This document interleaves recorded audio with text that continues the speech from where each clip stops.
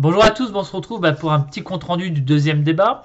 On commence à voir les choses de manière plus claire sur qui commence à prendre l'ascendant et les idées véhiculées dans ce congrès des Républicains. Et pour moi, il y a deux personnes aujourd'hui qui sont en train de prendre le dessus dans le débat. Le premier, c'est Michel Barnier.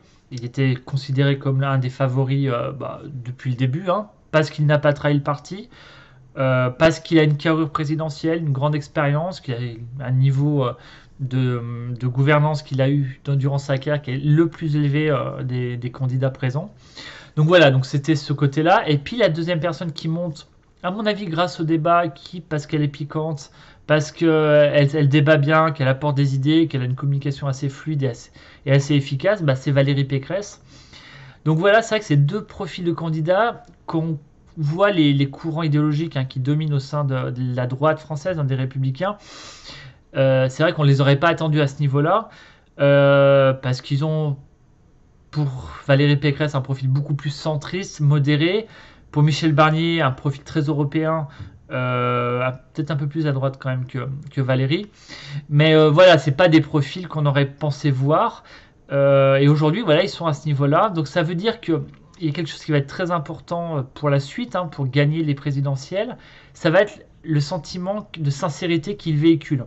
C'est-à-dire que chaque fois qu'ils disent quelque chose, il faut que les Français pensent qu'ils vont le faire. Ça sera très important parce qu'on nous a beaucoup reproché à droite de dire des choses et de ne pas le faire.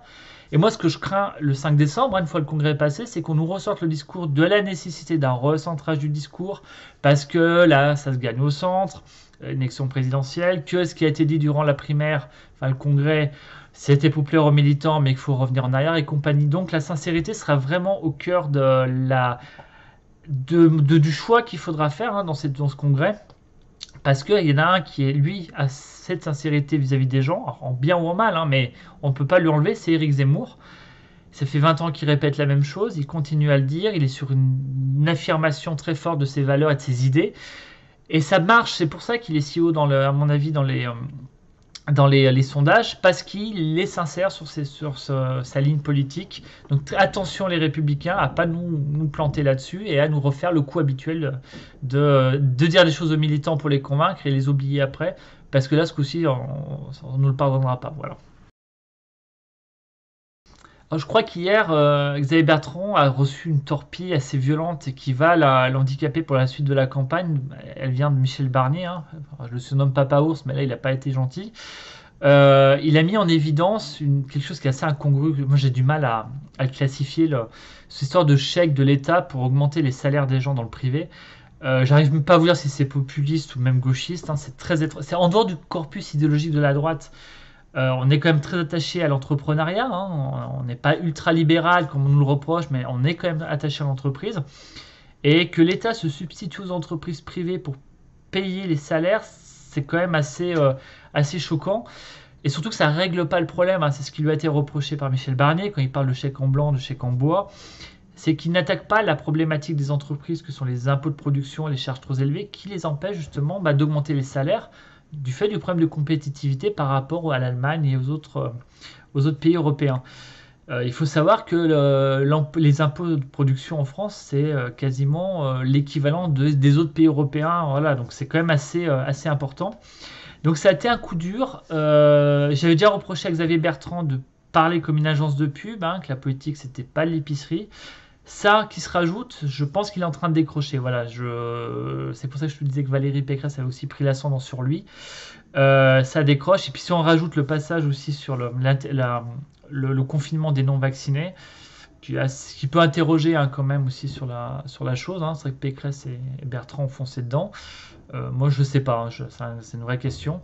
Mais voilà, ils y sont allés franchement. Donc tout ça se rajoutant, je pense que Xavier Bertrand, hier soir, il a passé une mauvaise soirée et que ça va l'handicaper pour la suite. Bon, donc je vous le disais, il y en a une qui est en train de faire son petit bonhomme de chemin, c'est Valérie Pécresse. Donc les médias étaient plutôt dithyrambiques sur elle suite au deuxième débat, même après le premier. C'est vrai qu'elle est très, très à l'aise dans cet exercice du débat, qu'elle a une communication qui fait moins agence de pub que Xavier Bertrand, même si elle est très contrôlée. Des idées sont envoyées, elle est un peu piquante. Donc voilà, elle passe plutôt bien. C'est vraiment, voilà, là-dessus, moi, j'ai rien à dire. Je pense que c'est même la meilleure débatteuse qu'on ait sur la scène actuellement. Enfin, sur ce congrès-là. Euh, Après, voilà, je vais nuancer ça quand même par le fait qu'il ne faut pas oublier que les militants, ils ont de la mémoire. Ils n'ont pas oublié que Valérie Pécresse a demandé la démission de Laurent Wauquiez après les européennes. Et quand on s'est retourné vers elle pour lui dire il faudrait gérer la suite, elle a quitté le parti. Ça a laissé d'énormes traces. Donc, dire parce qu'elle est bonne en débat là, elle va gagner le congrès, c'est beaucoup plus compliqué que ça. Je vous parle beaucoup de la sincérité dans cette vidéo et il y a des choses qui m'interpellent chez elle là-dessus. C'est quelqu'un de centriste, hein, Valérie. Moi, je la vois dans un exercice, là, dans des propositions qui me paraissent pas réellement naturelles chez elle. Et ça se voit parce que vous savez, le diable est dans le détail. Alors, je vous avais parlé des éoliennes aujourd'hui. Je suis certain qu'elle laissera la politique actuelle continuer. Vous savez, dire qu'on est pour reculer quand les gens n'en veulent pas, c'est pas dire qu'on veut laisser les gens en faire quand ils en veulent. Hein. Le point de vue n'est pas le même. Donc voilà, moi ça m'avait interpellé la dernière fois. Et là, c'est sur les coups de menton sur l'immigration. Elle a des propositions très fortes hein, sur l'immigration. Quand elle dit à Barnier le moratoire, c'est un slogan, l'immigration zéro, c'est autre chose. Elle fait pas du Ciotti, mais pas loin. Problème, c'est que quand on arrive sur la question du droit du sol, où Michel Barnier pose sa volonté de supprimer le droit du sol à Mayotte, où il était, et dans Guyane, parce que on est complètement débordé, là, elle recule. Quand Ciotti parle de vraiment généraliser, revenir au droit du sang, pour elle, c'est pas possible.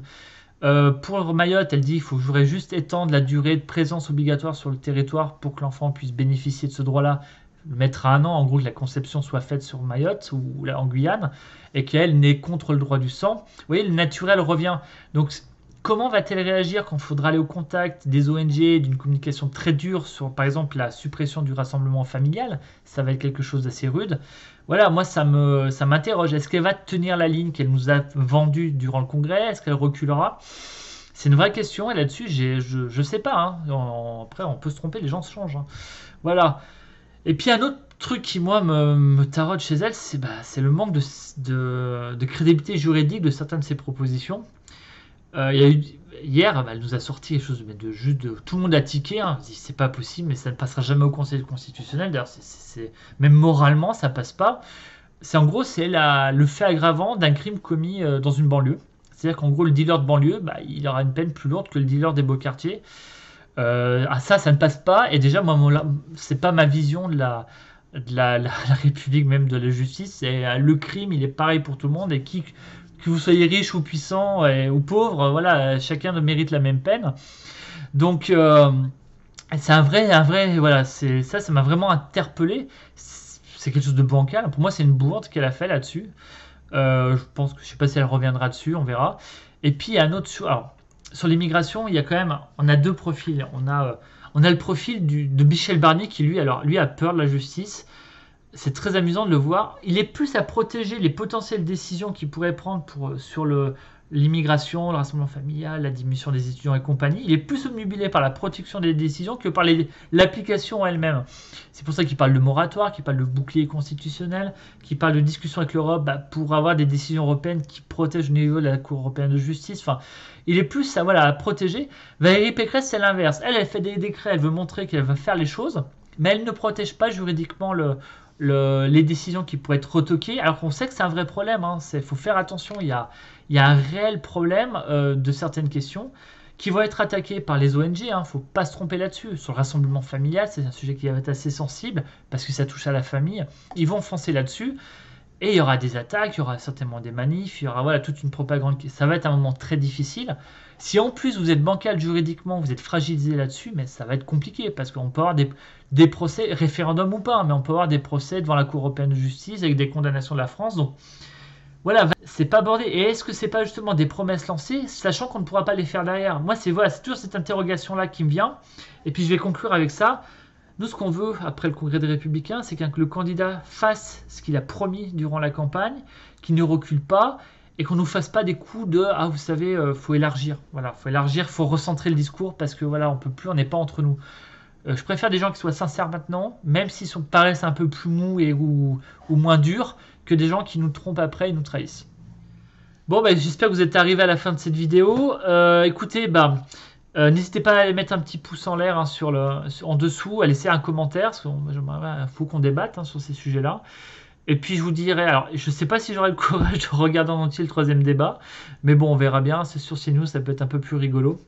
Et je vous souhaite une bonne journée.